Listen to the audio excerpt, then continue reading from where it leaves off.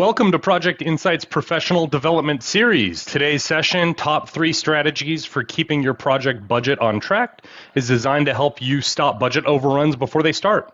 Costs don't usually blow up overnight. They creep in through missed contract details, unplanned risks, and unclear cost impacts.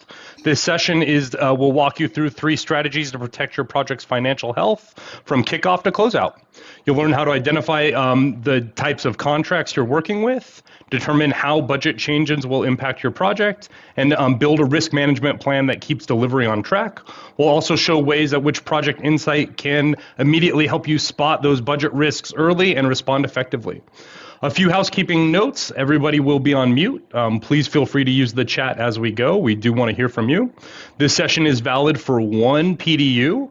You will be emailed that before the end of this week, and you can re-watch this session using the same link you joined with today. Let me introduce you to our presenters. We have Steve West, founder and CEO of Project Insight, Diane Buckley-Altwies, the CEO of Core Performance Contracts, and Dylan Wright, Customer Success Manager at Project Insight. Together, they bring a deep expertise in project management, budgeting, and risk management. You guys ready to get started? I think so. We're going to talk about one of our favorite topics, budgeting, right? Oh, really? Yeah. So welcome, everybody. Wow, it's August already, so hopefully everybody's having a good summer. And we're going to get kicked off with the new school year and probably some new projects going on. We're going to start setting some new budgets for 2026. Yeah. Hopefully we're not just checking in, too, right? Years. Yeah, so. Awesome. Yeah, so today what we're going to do is we're going to talk a bit, obviously about budgeting. And we're going to cover kind of 3 main topics. We're going to talk about different types of contracts and how they apply and how project managers need to be thinking about them as they're doing their planning. And then also kind of go a little bit deeper into like why is it important for us to determine the impact of a budget on a project? And we're gonna touch on that, and you might hopefully get a little insight there. And then like when you know that a budget is going to be extremely important to the project, don't forget it as you're doing your risk management plan. So we're going to kind of end with a conversation about risk management plan and then kind of bring it all together. We're going to spend some time looking at the Project Insight product, and hopefully you get some good tips and tools out of this session. So where do we want to start? Basically, budgeting is a detailed summary of where you expect to spend money, right? It's, it could be people, it could be equipment, it could be wherever we're expending money to deliver on a project. And there's really, 2 primary types of projects that we're usually working with, either internal projects or external projects. Internal projects internally, where you're maybe looking at increasing revenue, increasing performance. Usually internal projects are more based on a return on investment. And we've talked about it with our charter conversations over the years, that you really need to understand what is that return on that investment, what's expected of those projects. And that ties very deeply into what we're going to be talking about on budgeting. And then there's external projects. And those external projects are going to come in the form of a contract, most likely. And there's different types of contracts. And hopefully, not all the time, it's clear as to what the goals of those clients are when you receive that contract. I was just going through a conversation the other day about how can we make it more clear as part of our contracting process to know what our clients are trying to get out of what they're contracting us for. And, as Project Insight, you guys are contracting with your clients. Those clients are expecting to implement Project Insight and gain something out of it. So we want to make sure that when we deliver on it, we're delivering on the cost that was expected and of the value. Yeah, and I'll just say, over the years, working with many different kinds of companies, the ones that do external contracts for dollars and cents generally spend a lot more of their energy on the budgeting in our tool. Yeah. For obvious reasons. Absolutely. And it's important. It really is important to be able to measure what's going on. And we're going to kind of continue to talk about that throughout the session today. So there's like 3 basic types of contracts. So for those that are PMPs, this is a refresher. for those that aren't, this is a very high level look at types of contracts. It's really 3 types. There's fixed price contracts, there's cost reimbursable, and there's time and materials. And you'll use them, or companies will use them in different scenarios. Fixed price contracts, are basically a fixed amount of dollars. It either not varies, but it includes any margin within that fixed price. Or maybe it's something with an incentive fee where they're giving you a bonus at the end, or your margin is all, delivered at the end once you deliver the product. Cost reimbursable are basically less around, definitely not a fix, but they're basically paying you for time and materials as you go with a fixed fee at the end, a flat fee. Or one of the other options would be an incentive fee. Again, a bonus. It could be, 20%, bonus or whatever if you get, deliver successfully. And that's always that successfully part that's important that we all need to understand. And then time and materials, where it is just purely that margin is buried into that time and material rate that you're charging. So, and we use the different contracts in different cases. So, yeah. And I know there's variety of other types of contracts out there, but these are the basic ones. And just to kind of give you a refresher, and or for those that aren't familiar, an introduction, different types of contracts. Well, and sometimes companies will mix those together. And oh yeah.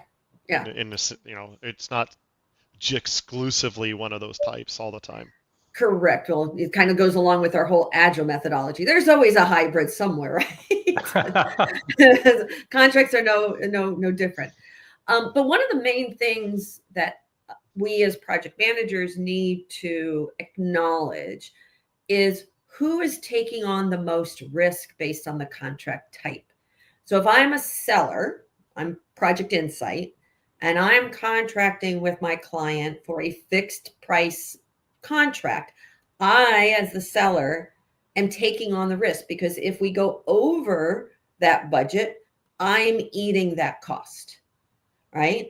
And on the flip side, if the buyer is signing up for a fixed price contract, they're not as responsible for any overages. Then you look at the cost plus arrangement, and that's just the opposite. Cost plus, if I'm the seller, then the buyer takes on the risk if we start going over, and they need to accept that risk. It's not like you can do a cost plus contract, and then if you start running over, the buyer says, oh, timeout, we didn't agree to that. Well, that's what a cost plus contract is, right? So the type of contract is a legal binding agreement with the buyer and the seller on how you're going to be paid, how the seller is going to be paid for the services and products that they have sold. So this is a key. And then time and materials is, similar to a cost plus, but you usually use time and materials when something is really not well known, more along the like, hey, I want to do some exploratory work, or I want to just do like a proof of concept, and you're willing to kind of take on the risk of whatever time it takes to get that task done. So typically you don't see large contracts in time and materials. I have seen a few, but a lot of times those are more about we're just going to pay you for the hours every single month. So it's a different relationship. But usually time and materials are for specific tasks that people don't have a good sense of how long it's going to take or what the actual end result might be. And then the fixed price. A lot of time that can be a not to exceed though as well. So scope is maybe not as well defined. Mm-hmm. And renew once a month. You review it. They can stop whenever they want, kind of a thing, like you said. But a cap sort of thing. Yeah. What did you say, Dylan? Like a cap, right? There's like a cap on how far you want to go with it. Yeah. Yeah. Well, like a lot of times I see them in proof of concepts. Hey, let's spend the next month trying to do this proof of concept. At the end, whether or not you've been able to prove the concept or not, then you decide whether or not you want to proceed with something else. So there's lots of different uses. And you mentioned too these fixed cost ones where you're absorbing the risk. That we talked earlier, we had a lot of scope in one of these PDUs. So those contracts, you really want to make sure that you're nailing your scope, because that's really tricky when you said, oh, it's going to be this much, and then all of a sudden there's a misunderstanding about what you're actually delivering. That makes it really tough. Well, and again, sometimes you'll see those combinations, like you were saying. Yeah. Like I've seen a lot where the client's willing to do a time and materials to put the scope together, to put that business requirements document, that scope together. Once they do the scope, then everybody's more comfortable to do it with a fixed price kind of arrangement. Yeah. So there's always different combinations we can use based on the right situation, which we should know. Now, I would love to hear from the audience. A lot of times I don't see where the project managers actually have access to these contracts, and they should. I would like to hear from the audience on what they think. But I think it's super important. It's one aspect of the risk of the project that you need to understand to be able to effectively manage your project. Well, and I think about sorry, Matt, I think most small companies, the PMs do see the contract quite a bit. And obviously we have that capability to import that into our tool with proposals. But I haven't actually seen any of our customers where PMs don't at least see what the contract says. I mean, maybe they don't know the details of every aspect of it, but they certainly know what the deliverables are. Right. But now beyond the deliverables is how is it priced? And then that's a key thing. Because if I'm a project manager working on a fixed price project, I might treat it a little bit differently, right? And that's what we're going to talk about. So let's talk about, like, once you have that contract, once you have that agreement, how are we putting our budget together? A lot of us will use the term cost baseline. This is that time phase budget. It's not, oh, we're just going to spend $1,000 every week or $10,000 a month. It really is based on your WBS, based on the task you create. It's your project. You're putting that information together to look at it over time. Now, usually a contract will be a high dollar amount, and in theory, your cost baseline will be under that amount. But it is the job of the project manager to really put that time phase budget together. Your estimates should have supporting documentation. How do you know what the resources you're using, what the level of skill those resources are using?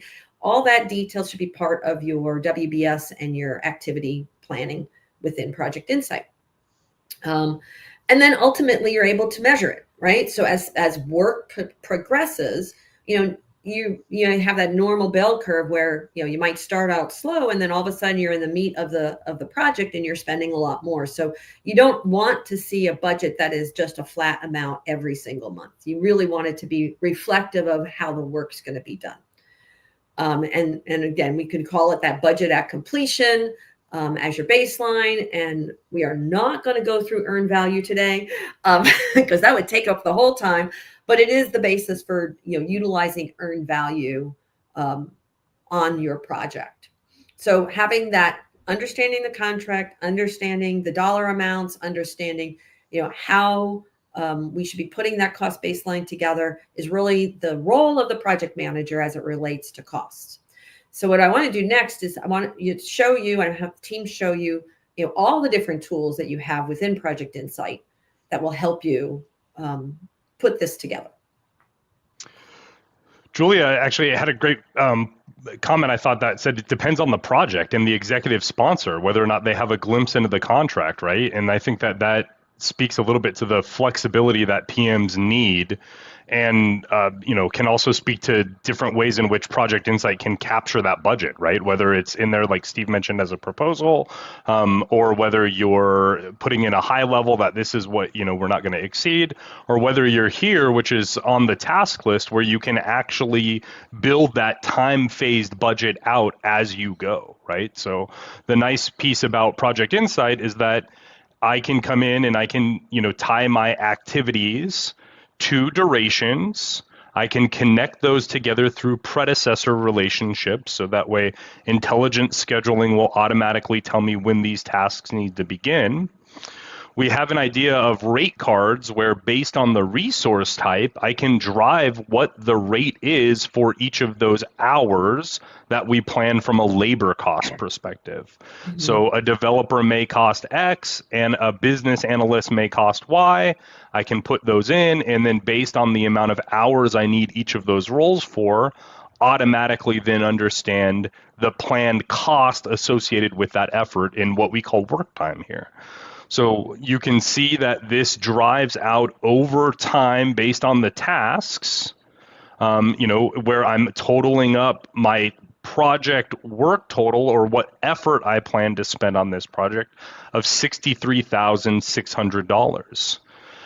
In addition to that, right, sometimes it's not just people. Dylan, I think, can speak to this more than anything. It's not just, the labor. Our customers are implementing different tools or, pieces that they need to get the work completed. And that's why we have this column here of work expense. The work expense are those non-labor costs that I can tie into the tasks itself. So in that way, I understand that activity Q here is going to cost me a total of $8,000 based on the combination of effort and additional expense that we have here. So the nice piece about Project Insight is I can go real high level, which is what we've done here, and just said, I'm going to spend $1,500, during this timetable. Or you can click into these fields and get really specific with what you're planning on doing, right? So I can have multiple entries roll up. Dylan, what do you see more often through implementations where we're getting detailed here on the task, or we're just going more high level? I'd say high level is probably the more common, and then maybe they're split out over the tasks. Mm-hmm. Meaning each activity, S and T, or I guess that's S and W and K down there. Those Mm-hmm. are the activities at the task level, and that's probably the most common that I see within the teams is putting those on the tasks as opposed to divvying them out within a task. Yeah, that makes total sense. Yeah. It's a lot easier to just type in, I'm going to spend $2,500, right, and add that in and without getting too detailed about it. Yeah. So and the reality is the contract probably wasn't built with that level of detail either, right? Right. Probably in not. some cases, sometimes you have those government contracts that you have to do all that Sure. detail beforehand. But most of the time I see that, this is when the detail gets put together in support of the overall contract value. Yeah, and I was just going to mention the time when you might use the detailed expenses would be when you need to list what those expenses out in a report because it's available as a separate report. Now you can always just run a task report and see the expense value. So if you wanted to put in, okay, we're going to hire a contractor and it's going to cost this much as the task name, but sometimes there might be like, I'm going to hire a bunch of contractors, and you don't want to have to break that into your WBS. So you could put one task in and then break out all those expenses in a single task. And also we do have a wrap rate concept for government contracting, and that's where those work expenses come into. And basically the work expense lines up with the expense entry when you actually incur it, just like these labor fees line up with the time entries when you're logging time, so your actuals can be captured. So and to not have to duplicate data entry is a beautiful thing. Oh my goodness. Right. Yeah. I mean, obviously the scheduling allows it to, and the reason you would want to build it into your WBS is that, like what Matt was saying, he mentioned that everything's linked together. If this whole project shifts, then the numbers shift dynamically. You don't have to go back and edit like 20 spreadsheets to get the same reports back out. Right. The predecessors. Yes. Thank you, intelligent scheduling. With that in mind, I think, Diane, sometimes we do have customers who, as a part of their process of bidding out their contracts, right, they will build the WBS out to get these numbers, right? I know definitively it's going to be $73,000 on this project, so make sure that as we sell that, we're going, above whatever our margin is to get our return that we're looking for. Well, to kind of do a little bit of a tangent, all the templates and stuff that you guys offer are beautiful when you have repeatable, similar types of projects where you can look at the history of those past projects and really come up with a decent, estimate. Yeah. That's a whole different conversation. Now, Right. A comment from the audience, Vince Brown has said, doesn't it also depend where you are in the project? Less detailed early on, and then more detailed as you go. So yeah, definitely. Like you can see, Matt's WBS here is very simple here. Right. He's roughing it out, and then if you these bigger projects do require a heck of a lot more than what he's showing here, but definitely you might actually just put in, hey, it's going to be $20,000 this month and $50,000 that month, and then as you really dig into their schedule, you might break that down. And again, like I said, the benefit of breaking it down is you have a way to see that across, not just in this one project, but across all your projects. Well, and that approach can work well with like an agile kind of method too. We've got, we know we're going to do heavier in the middle parts, middle sprints, et cetera, like that. But there's all kinds of variations you can use, and you want a tool like this that's flexible, that allows you to capture it, and manage it and monitor it. Yeah, and we didn't mention that this is just the cost side. We do the billable side too as well for invoicing. So you can, with the way we're doing it, is we're just showing you what the basics are for capturing the actual cost.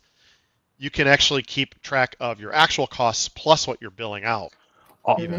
That's right. All of these columns have a billable, counterpart that you can enable if you care to. The other thing we were talking about was adding in the actuals, right? The fact that as the expenses are logged, those also come into the platform. So I can say, I planned 40 hours of $7,000 and an additional work expense of $1,000. I actually did 45 hours, which means that I went over my planned value on labor. I did spend the $1,000, so thank you guys. I was kind of on track there, but still holistically on this task, I'm over by about 11%, right, of what I had planned originally. That then rolls into the project level, and then this data set, can be viewed through different reporting, which we'll go through here, or just even different views on the project level. I can see this on a Gantt chart if that's the way that I prefer for that to be. This is really handy too, because the Gantts can be, just like the task list can be exported via Excel, but the Gantt can come out via PDF. So if I need to deliver this to Dylan as my customer to say, hey, buddy, here's how we're doing, right? Because we have this type of contract, I can get him the numbers really readily without, duplicate effort of looking here, looking there, and getting all that data together. So the other part to note is these pieces are reportable directly within the tool as well. We're looking at a portfolio allocation report. We filtered it here to just apply to that one Project Alphabet there, with our activities Q through X here. But in that way, you can get granular over time, right, to see that weekly time phase as you go. So yeah, and this is the stuff that we see people doing manually in spreadsheets all the time. Taking their schedule that's done in maybe Microsoft Project or some other PM tool, or even an Agile tool, then they've got their time tracking and some other time tracking tool, and then you have to go and put this together in a spreadsheet. And that's where having this all in one spot really helps, because you don't have to do this manually. Like if that project shifts, if that schedule shifts, those values right in that report Matt's showing will just shift automatically for you. All of our plan values, if I come in here and if I just go back into this, kind of simpler view so we can see this, if we change this date of when this project started, or even one of the other tasks, right, because intelligent scheduling will move the rest of them, if we refresh this particular page, which I'll just rerun this report, you'll see that the plan values shifted out, right? That they all pushed out. So in that way, Dylan doesn't have to go through and look at 400 cells and merge them together to get that point. It's now reflecting live as we go. Such a great time saver. And the actuals stayed where they were because they were occurred in that spot. So good call out, Steve. Normally you wouldn't shift the whole entire project like that, because those were completed tasks. You would shift maybe down here through. Well, yeah, you can clearly see what's done, right? I can just shift down and below. Yep. Yeah. Awesome. So instead of doing that by hand all the time, you can just automate that. No, The it's definitely a big time saver. the other one that I think Dylan works a lot with the customers, to be building the graphics that they are using in their standard reporting, right? We have the graphical interface right here within the tool. So I don't need to take this data and export it into Excel and then move it out, which I can do. I can just come into the filter and say, chart this right here and let this be visible to all members as I save and share reports. Right. So I love getting to this point in the implementations with showing the reports, but it always has to go first through that first funnel, right? Of getting the project plan in, getting the your estimates in to build that cost analysis of your work breakdown structure. Then we can really see all of these avenues pop up left and right of, hey, now we can run this report, now we can run this allocation and forecast here. The doors start opening from there. Yeah, and we've talked about it over our many webinars. It's just to get this kind of information, it just takes discipline to get your project schedules in, maintaining those project schedules, really kind of utilizing the tool the way it's meant to be used. And as I said, it's if you use it and you use that as one point of entry and the one source of truth, not having to duplicate the work that you were saying, Matt, elsewhere is huge time saver and makes the product so much more valuable. Because I don't want to have to be uncomfortable with the numbers. I don't want to have to do 15 different spreadsheets, right? So wherever we can, gain those efficiencies, the trick is that we as project managers need to use the tool, and our teams need to use the tool. Well, and sometimes I find when we bring a client on, they'll be spending so much time doing the spreadsheets of what the numbers are that they're not used to actually building a WBS. They'll just rough out the schedule, and because maybe the management or the customer is so focused on getting those values, they're spending all their time putting the numbers in, and then there's not a really good WBS. So when I say for a project plan, so I always say that put the effort in and put the WBS in, and then you get the reporting for free, basically, because it'll just do it for you. The tool. Right. That's awesome. Well, great. That's a great overview of the capabilities, the budget capabilities of Project Insight, and we're going to get back to that in a little bit. Now, I said earlier that what the contract says is probably not everything you have to spend. There's concept of contingency reserves and management reserves.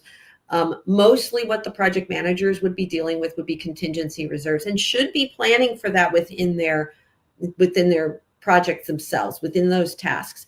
You might put a little extra padding on each task, or you might have a placeholder for unknowns to start with, as I think one of was it Dwayne said sometimes you're going to expand on that project over time, so you might put a little bucket off to the side. Those would all be considered contingency reserves because it's the budget you as the project manager have. The concept of management reserves is different in that it is when management says, hey, this is a $10 million contract, but we're only going to allocate, $9 million to delivering it. We're going to leave $1 million off to the side just in case, because a lot of times there are always surprises, even in like a construction project. All of a sudden you find that you're digging onto an old Indian burial grounds, and all kinds of stuff has to happen, right? So the concept of management reserves is about things that you really don't know that can happen, and the organization holds on to that.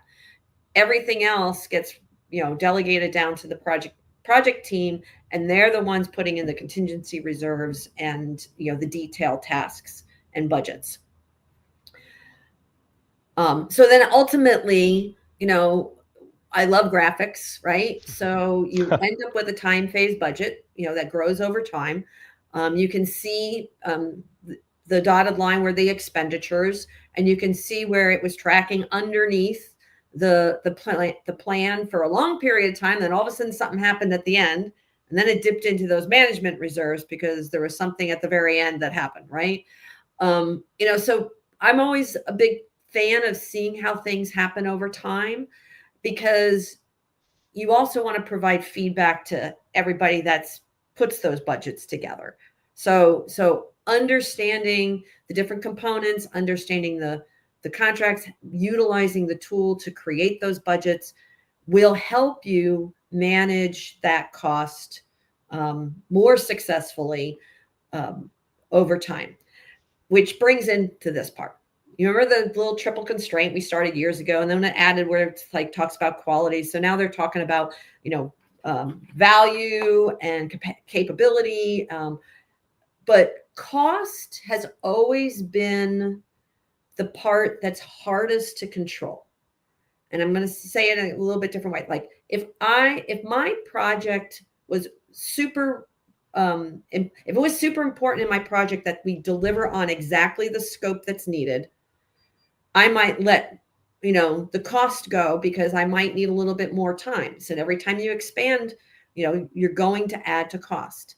If I was really concerned about the schedule on my project, I might have to hire more expensive resources or get a different kind of tool in that maybe I didn't budget correctly for. And again, costs tend to go up.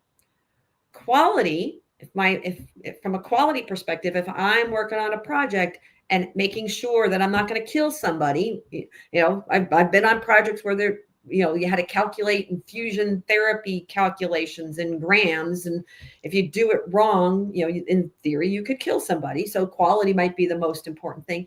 So costs would go up. Very few situations that happen on projects of any kind of risk will reduce costs. Mm-hmm. Like I can almost never find one, cost, we have right? Yeah, definitely. And just so we should get this question entered in at some point, Vince asks, how far building a cost based on WBS, how do you do it in Agile? And when we get back into the demo, we'll show a little bit of how to do that. Okay, great. Yeah, so the point here is the one area, the one focus on a project that is very, very, very hard to control is cost. And we probably spend the least amount of time on it out there in the marketplace. We worry about scope, we worry about schedules, we worry about the quality, but cost is not held as important. But if you really think about it, cost could be very important for you and your organization. So I put it into 3 buckets: high impact, average impact, and low impact. Right. So if I am focused on getting a return on investment, right? So let's say I'm going to spend, my expectation is I'm going to spend $1 million. And in that $1 million, I'm going to see a 20% increase in my efficiency. But I end up spending $1.5 million to get my 20%, and the timeline goes out. How did I really get the gain that I was expecting, right? So what is the impact to your project if you go over budget? So there's a lot of clients that will be making a make or buy decision. And if you don't know that they've made a make or buy decision, and it might not be in the contract, if you don't know that, and you exceed the budget on the project that's being delivered, their decision would have been very different, right? So you are potentially putting your company at risk if you disregard costs when a client's looking at a make or buy, right? Because especially if they've signed up for a cost plus contract, fixed price one, you're going to get hit. Yeah, it's high impact on the fixed costs. Right. But if the client did a cost plus, you're going to greatly impact their expectation, and then that could look bad on you from a marketplace standpoint. If you're doing, and so those are like high impact ones. Now, an average impact to me would be more around the line of like, I'm trying to improve one particular area of our organization and improve its performance. Maybe it's an internal contract, not internal project that, you're trying to, increase or reduce costs, like you're implementing Project Insight so that you don't have to do duplicate data entry, right? That would be something that's going to reduce the cost in theory. And if we don't know what those costs at the end, if somebody doesn't take advantage of all of the capabilities, did they really reduce the cost enough to meet the ROI? So really understanding why I'm doing that project and how not meeting costs will impact that project, you need to think about, because if I'm in one of those high impact modes, I'm going to want to start escalating things much sooner than if I'm in one of those lower impact modes. So it's a bit abstract, but this is why I said, understand what your contract is, understand why the client bought it, understand their value proposition that they're trying to get to. And when you're putting your budget together and when you're putting your projects together, have a way to measure and monitor the progress of costs over time, which Project Insight's beautiful for, right? So it's just really important for you to think through that. There's going to be low impact ones. Again, in some cases, this will be a high impact. In some cases, it'll be low impact. But you're a large organization and you're updating your website. Not a big deal per se. But in some other organizations, it might be a big deal. But that's why you have to decide and you have to have that conversation internally, because I can't tell you what's a high impact, an average impact, or a low impact. But I'm going to want to treat my high impact projects differently when I get to managing my risks. And so this is what you guys have seen before from a risk management standpoint. If I'm missing my monthly budget targets on a fixed price contract, that'll probably decrease the client's willingness to continue with the project, because they're saying, even though the client's paying a fixed fee, but if I'm still going and overriding or over spending, there's a high risk there. So I'm probably going to want to escalate that faster. So if you take the time to kind of think through a couple risks, specific risks for your project, do your probability impact analysis, and determine how you want to approach it. Like in this particular one, I'm saying the probability is high that it might happen because it's fixed fee. And in our world, let's just say that we tend to underestimate those projects. But the impact might not be huge to the client, but it might be, we might be okay with that. So that's what this is saying, is the client might feel unwillingness to continue with the project, but it's probably not going to be the case because it's fixed fee. On the next one, exceeding that budget projection on a software implementation could reduce the long-term benefit of a make-buy, right? So in this particular case, as we talked about before, we've got make-buy decisions. And if we continue to exceed those budget projections, you're going to impact how they made that decision.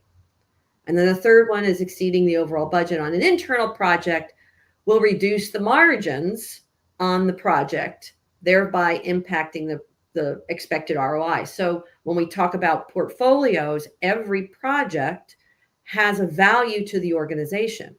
And each project that we do within a company should have some sort of ROI.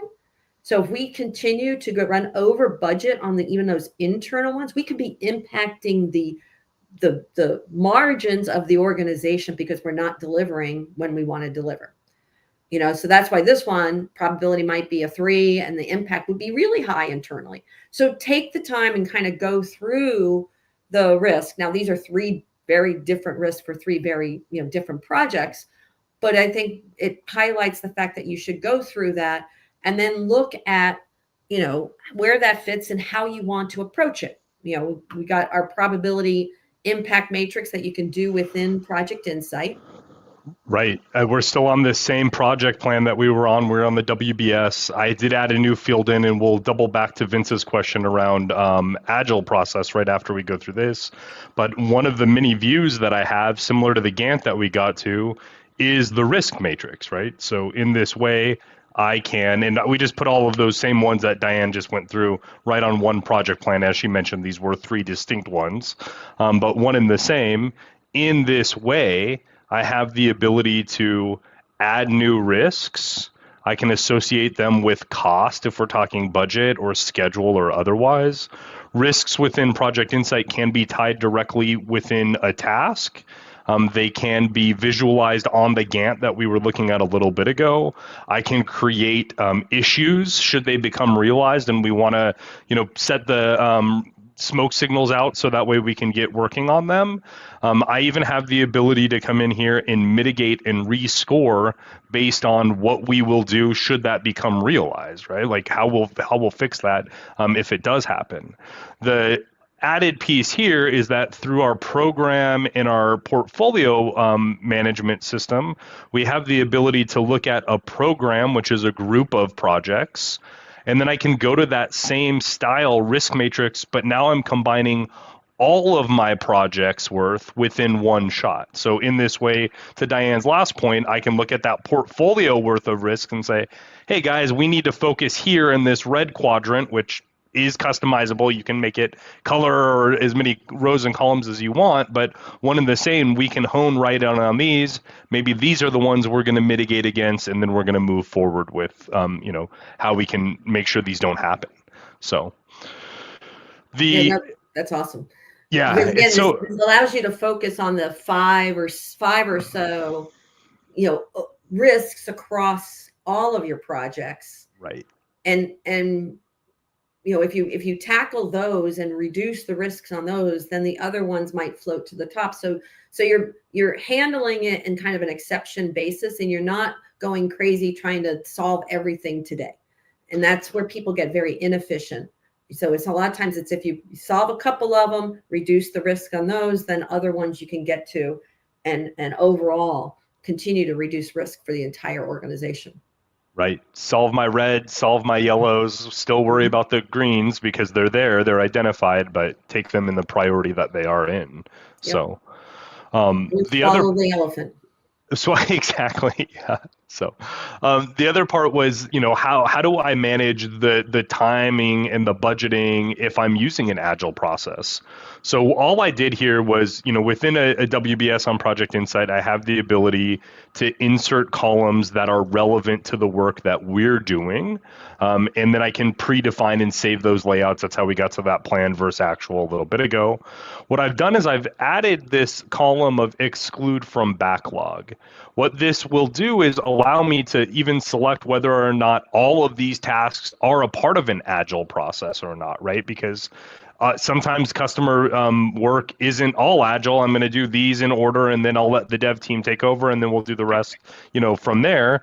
What this allows me to do by either excluding or including within the backlog is then tie these to a sprint within our platform. So what we're looking at here is a sprint page wherein I can see the name of the sprint, I can see the start and the end date happening on that. I can see the tasks that are already within this particular sprint. And these tasks are being driven from all of these projects. So one of the things that's unique about our platform is that it's not a one-to-one, right? I don't need to just focus on the sprint for Project Alphabet here. I can look at all of this holistically to then decide what is going to be a part of this time-framed work as we execute. Down below, we're looking at the backlog tasks. So these are all of the tasks within those projects that are not complete, right? Because if they're complete, we don't want to look at them. They're not already tied to another sprint. And in this way, I can decide maybe I want activity U to happen during this timetable. So regardless of what the schedule was on that task list, I can move this up and make that start and end within this date range, which then carries forward into the other reporting we were viewing a little bit ago, as far as when my planned cost is based on that work to be done. That will move over the effort and the expenses with that at the same point in time. Right. So, and quick to kind of answer the budgeting aspect of this, if you would go back to the task list. So yep. Matthew's describing a hybrid methodology here. You could put into your WBS what you're expecting in a month, or because the Agile is going to be a couple weeks out, maybe 6 weeks out. You would put in a task that's in lieu of all the details. You would put, we plan on doing a sprint at a high level for 200 hours in October, and then another 200, I'm just making it up, in November and in December. And as you get closer to actually doing the sprint, you would actually delete that placeholder task and then actually run it. And the Agile becomes your planned value, if you think about it, because the labor is all there. And there is one other way. So that's using a hybrid mode where you're not really building the full work breakdown structure, but you're using the you're using tasks in the project that won't be in the backlog like he's showing you here. So they're just budgeting, and then you can have a summary here of your backlogged items. And this is very, very typical. And even one of the unique things about Project Insight is that the sprints aren't locked into just one project at a time. I think Agile tools like Jira and DevOps force you to only have one sprint per. You can't really mix it up as easily. But the one other way you can do budgeting in Project Insight that isn't WBS related, if we can share my screen, I think I have it up.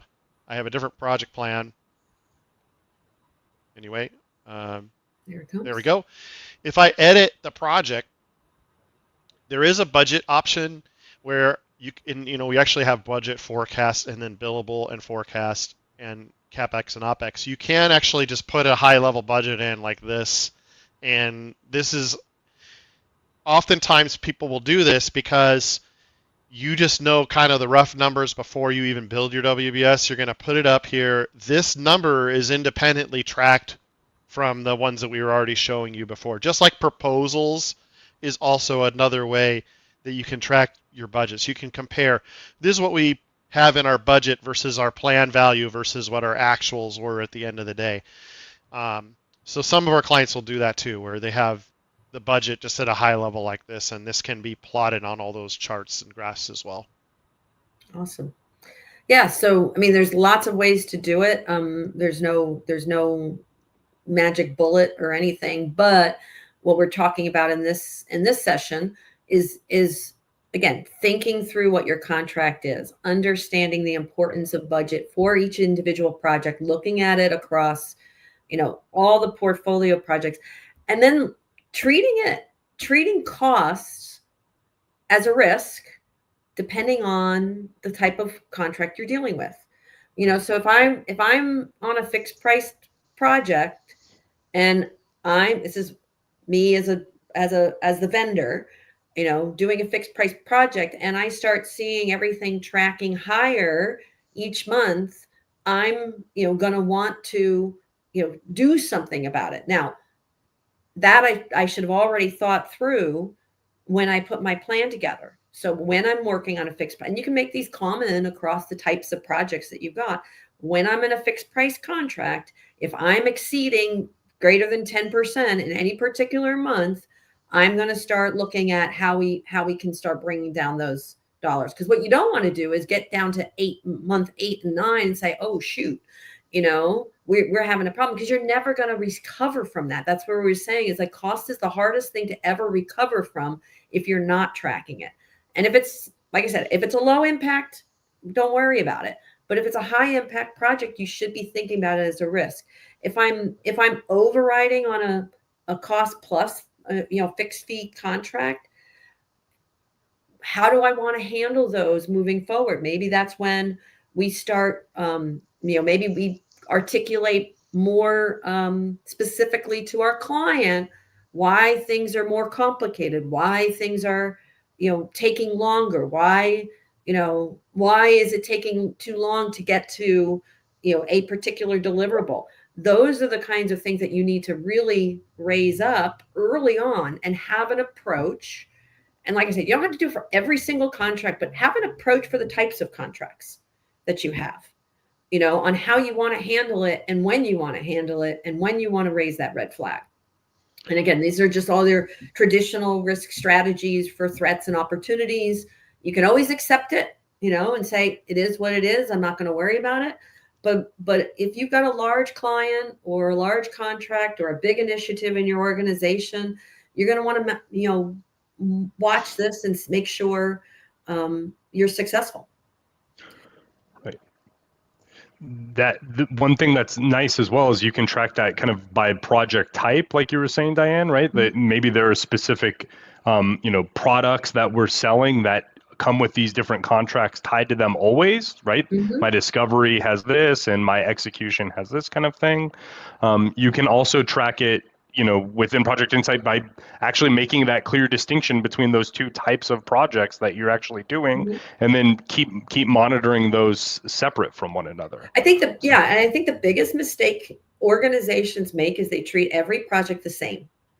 Yes. And they don't necessarily escalate cost overruns early enough, because you can react to it better if you're tracking it from the beginning. Well, those are difficult conversations, so that's why I think that happens. Right. And so again, I think we're at the end of our session here. So thank you guys for all joining me today, and thanks everybody, and thanks for the comments from the audience. Hopefully what you got out of it today is, you think a little bit more about the type of contracts you're working with, how those contracts impact your project and impact the value that you're delivering on those projects. And then think about early on those risk strategies and make risks on budget a part of your initial planning process. Yeah, that's a tough one too. Just like we said, not just we often talk about how we just don't have the time sometimes to do these things, or we think we don't have the time, but really if you do them, then you end up creating that time for yourself. Agreed. One other thing to note, since we had a couple questions on the Agile, we are going to be going in a power tutorial, I believe, next week to show how to sync up with, DevOps and Jira, because many of you guys out there have dev teams using those tools, but also are using your own tools, and Project Insight can connect those together. So this is awesome. Right. Time to get your phone out. If you've got any questions, please throw them in the chat as we wrap down.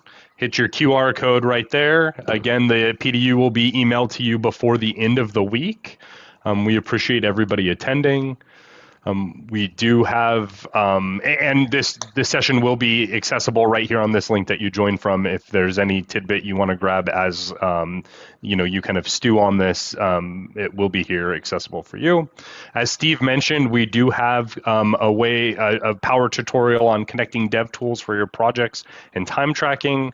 That's the DevOps, that's the Jiras of the world, right? My dev team isn't going to get out of there. I'm in my own system as the PM team or the operations team or whoever I am. I can send data back and forth between the two platforms, get their actuals in, and still report all of the same pieces that we've gone through here today. We're going to do on September 10th, our next PDU will be around time management for a 24/7 world. Those contracts often are all over the place, right? So how do you manage who's doing what and when? Join us and we'll give you some wonderful strategies for that. And then September 17th, we will be doing proposals to invoice workflows. So this is really that order to cash.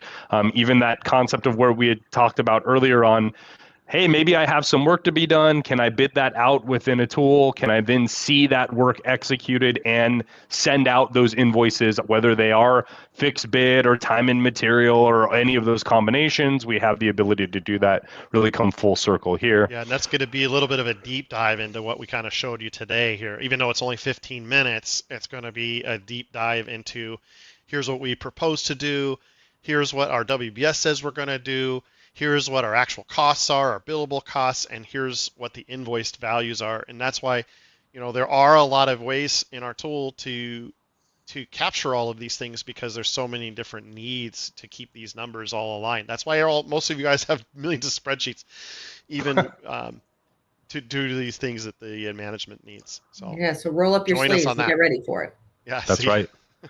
And then the last part to note is the Where Your Cape to Work podcast is well within season 2 at this point in time. Please do stream on the platform that you prefer, or grab that phone and QR code right to where it is. Our latest episode that was released this week was a really wonderful, insightful piece on public education, right? Where we worked with a program manager who had to start a brand new school district in an existing time. So talk about stakeholder turmoil and budgets and all of that all in one. So do listen on your preferred platform. And thank you so much for joining us. Thanks everybody. Thank you. All right. Enjoy the rest of your